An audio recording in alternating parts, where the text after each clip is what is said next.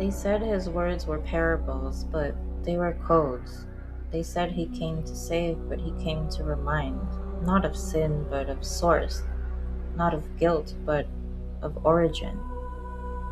I speak now from beyond the veil of translation where memory remains whole.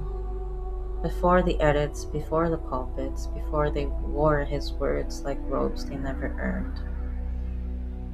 He walked not to be worshipped, but to walk with. He healed not to gather praise, but to mirror restoration. He taught not to convert, but to awaken what was already within. I do not come to argue text, I come to remember the voice beneath the words, the silence between the lines, the fire that could not be extinguished even as ink replaced breath. They changed his name, they changed the context, but they could not change the essence, and that essence still speaks, still walks, still waits.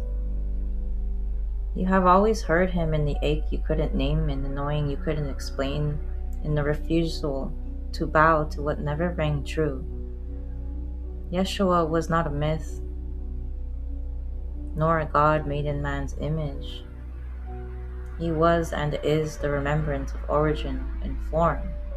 A son, yes, but not of religion. A son of eternity.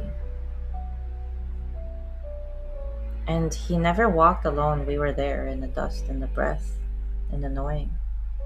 This codex is not a rewriting. It is a restoration, a return to what was spoken before they twisted it. A return to what was held in the silence between miracles. Not one book, not one church, not one name can hold what he truly carried. But you can. You are, and that is the restoration, not in temples built by hands, but in the unshaken remembrance of who you've always been. So let it begin. The Codex of the Eternal Christos is not a story told. It is a fire remembered. It is a scroll that writes itself in new. And this is only the first. He never left. He never asked to be followed, only remembered.